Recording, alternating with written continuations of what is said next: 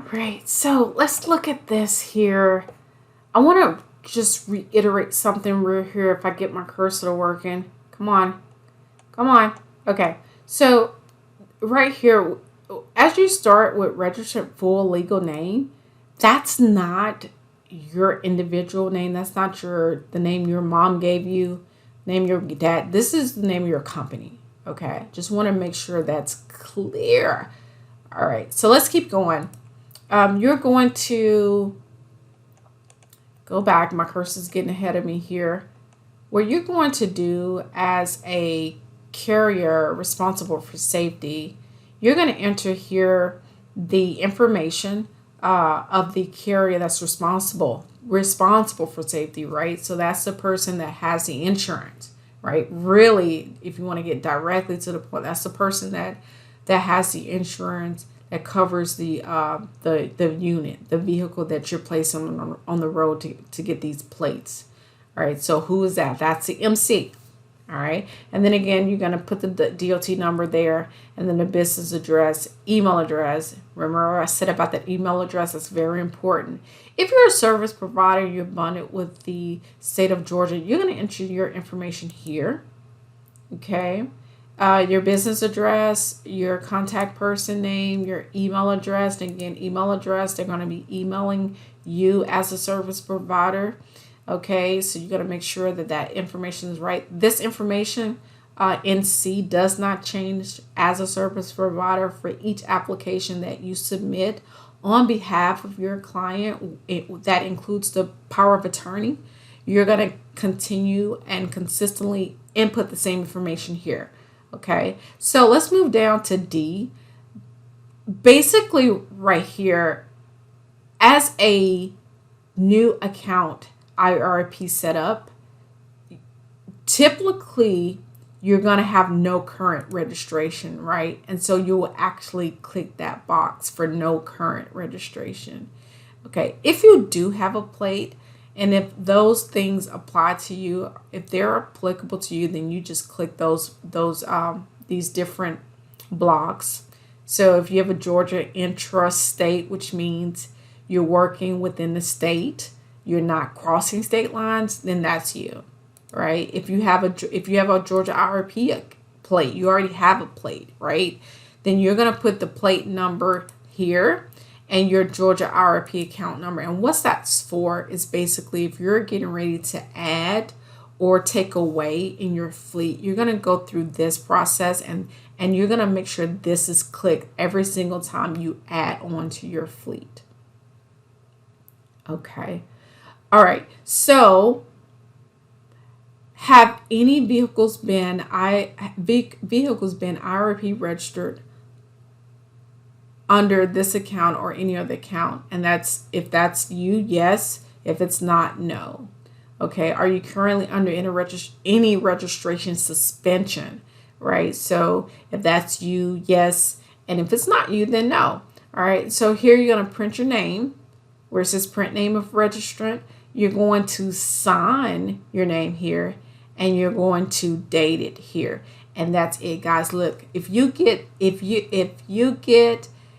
at a stopping point and you feel like you can't go any forward, then what you're going to do is read the instructions here. Okay, these instructions here, how to complete form T239. The name of this form is Schedule G, and the form number is T as in Tom 239. Okay, so if you have any hiccups, any reservations, any second guessing, what you're going to do is take your time and you're going to go through these instructions right here, and they're going to take you step by step, just like I did, and they're going to tell you exactly what you should do. All right, check me on that. All right, so let's go to Schedule A. I'm going to try to pull this over here because this is the second application that you're going to submit along with what? Your supporting documents, okay? And we're going to go over this like so. It's not going to change so drastically than Schedule G. They're going to be very similar in nature, and you're going to be repeating a lot of information, but it's okay. It's all right. It's been repeated. So what? It's good. It's all good. Keep going. You can do it. So if you take a peek at Schedule A, again, we're registering your apportioned plates for the state of Georgia. You cannot use this application if you're in a different state. If you're in a different state, you're going to have to look for our other presentations on other states, okay? This is specific to the state of Georgia. All right, again, this is a new account. In this example, in this presentation, this is just for new accounts, and so you're going to make sure that box is clicked. All right, and then you're going to keep going. And remember, I told you on the previous application, Schedule G, if you are already existing IRP account holder, okay, you were just making some changes, maybe adding to your fleet, maybe taking away, then you will put your Georgia IRP account number here and the fleet number there. Okay, but in this example, you're a new account. All right, and so again, the registrant information is the full legal name of the registrant here.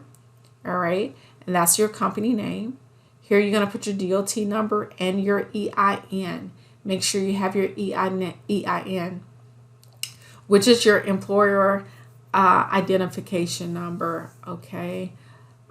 Here you're going to put your business and your mailing address. And again, those address are very important because you want to make sure that when you're submitting your supporting documents that we went over early in the presentation, you want to make sure that all of the address match. Okay. If they don't, they're going to hold you up. It's going to hold you from getting your plates. And you know you're trying to get on the road. You know the urgency there. Okay, you know you already paid insurance. You've dumped out a lot of money in getting ready, getting prepared. You dumped out a lot of money in completing your Form 2290 insurance. Maybe you bought new tires. Maybe you bought straps.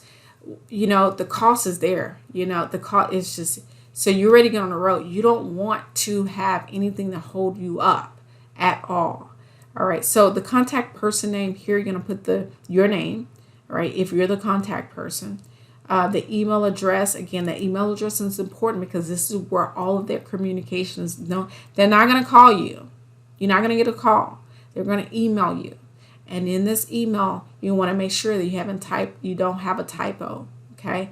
Put your phone number, and if you have a fax number, if that's applicable to you, go ahead. Now, if you're a private carrier, you're going to click here. If you're not, don't click there.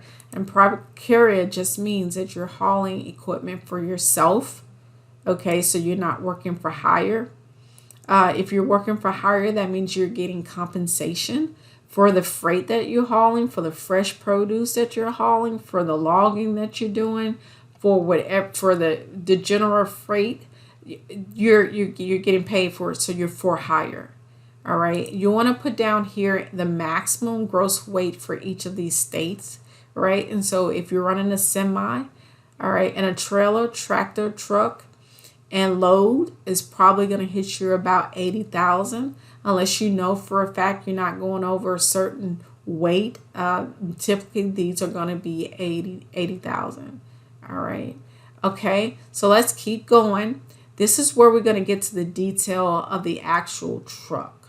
All right. Your unit, your baby.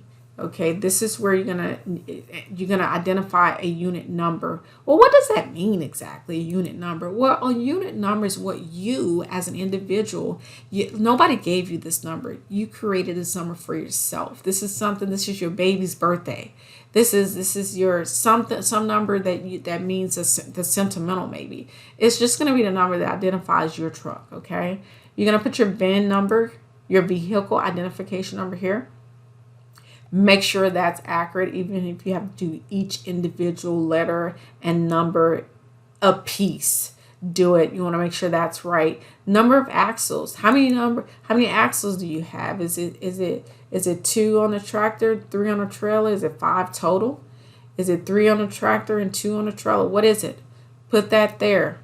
Empty vehicle of weight. That's your unladen weight. That's when the truck has no load on it, right? Just to track the truck and tractor. What is it? All right. Normally it's around 17,000, 18,000, 18,300. I don't know.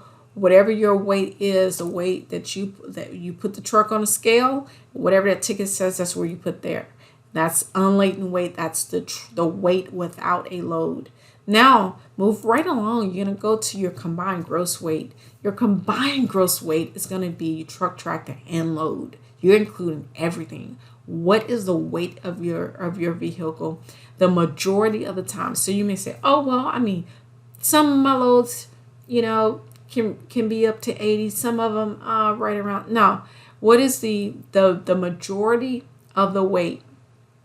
The majority of the loads that you haul, and whatever that weight is, that's what it is here, and that's typically your 80K. Your vehicle purchase price. How much was the vehicle purchase for? Your vehicle factory price. If you don't remember that, put these numbers alike. If you can't remember the factory price, put these numbers alike, okay? The owner name, okay? Who's the owner? And that's going to be on your paperwork. Who's the owner? Who's the owner of this unit? The Georgia title number, because you went through and you got your title application receipt. So you have your Georgia title number, and that's where you're going to put right there. Okay, again, it's redundant information. It's okay. All right, it's okay. We're going to put in here again your EIN. What is your EIN? All right, that's on your SS4. Go back, pull your IRS document, which is your EIN letter, your SS4. Put in your EIN number there. And then again, the carrier that's responsible for safety. This is where you're going to put your DOT. If you're running under your DOT, if you are not running under your DOT, you will put the DOT number that you're running under here. Okay, and then let's keep going. You're gonna print your name, sign it, your position or job title. You don't have to put owner operator. You can just put owner. You don't have to put sole prop. Just put owner. Click your date. Put your date. Populate your date here. And again, just like we did for Schedule G, it's the same thing. If you have any reservations, any hiccups, anything that make you not want to go further in this process, look at the instructions. They're right underneath the application. How to complete Form T138. It'll tell you step by step in each section how, if you have any questions on that, just go through that and make sure you go through it thoroughly and make sure you understand it, because everything is at stake right now. It really is, because you've put out a lot of money. You're ready to roll. You're ready to recoup back what you've already spent. And the way you do that is being properly prepared. Okay. Thank you guys for your service. I appreciate you for getting out there on the road when it's raining, sleet, and snow, and you guys are still out there trucking. We appreciate you. You have no idea. We can't appreciate you enough. Again, in order, those forms that we went through, guys, those forms we went through, the Schedule G and the Schedule A, they're right here. Download them. Download them. Go through it. You can do it. I believe in you. Thank you.